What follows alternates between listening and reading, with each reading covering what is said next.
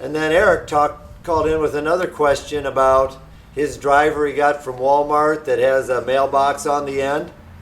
I want to get some simple things across. Here I read about Bubba Watson in the November issue of Golf Digest hitting at 314 yards.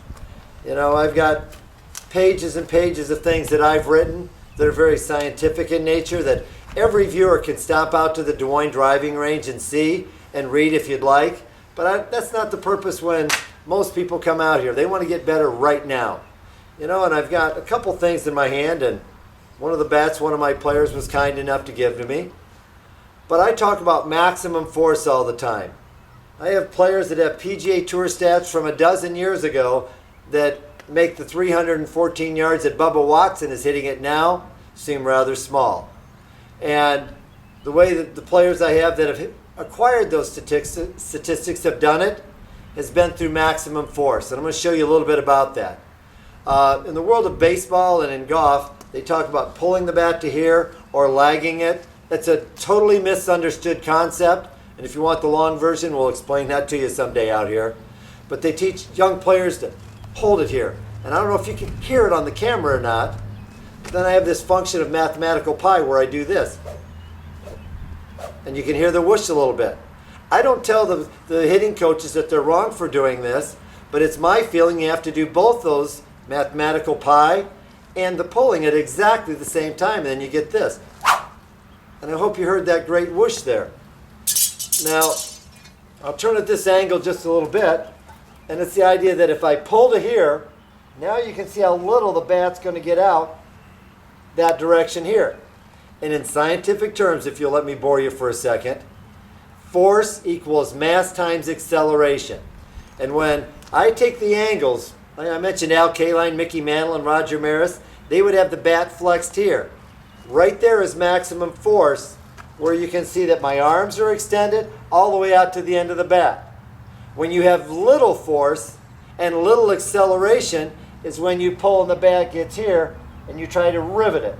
And in the same in golf, if you're trying to create lag, if you're trying to pull the hips, you're going to have a shortened lever so you have less mass, and there is no acceleration that you acquire from the roll-em aspect of my swing thoughts. Now, when Scott Casper asked about the core strength is massively important because it acts as the anchor to your swing.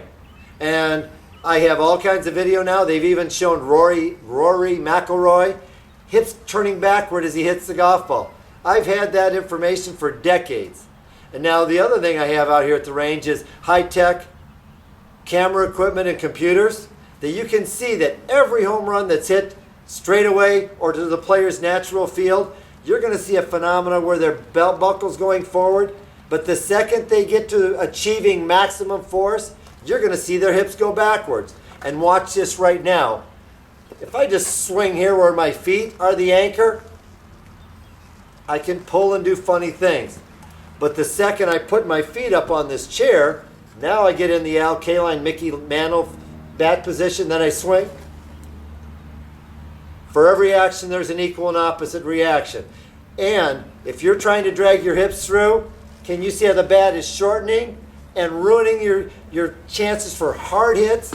I tell my baseball players, and it's provable, they can hit it 20 to 25% harder and farther if they get an understanding that maximum force is more important than dragging the core into the situation and ruining your baseball swing, ruining solid contact in golf.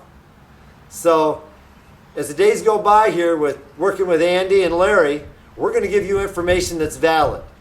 And now on the side of people wanting to be critical of this, I've been told that if I teach my young people this, they won't be able to hit a slider or curveball when they get to be 17 or 18. But if a young man or young woman quits playing the sport when they're 9 or 10 years old, what are the chances of hitting that slider or curveball when they're 17 years old? I want to increase participation in every single athletic adventure your son or daughter could be in, or that spouse that you want to be able to learn how to play golf.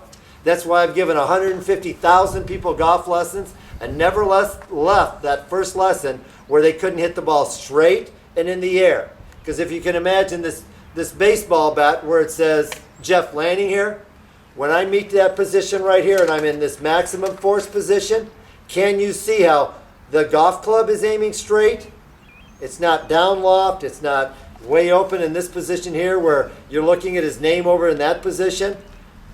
And one of the big things I do, I tell my baseball players, I don't want to swing the numbers. You can see all these numbers on the bottom of the bat. There's, it says big stick, Jeff Lanning Pro right here. I want him to swing the letters on the bat. Roll them and fold them. There's so much science here, but natural ability will trump all when you give the athlete the chance to do it. Thanks for tuning in to 1700, and look for more of these tips as the year goes by.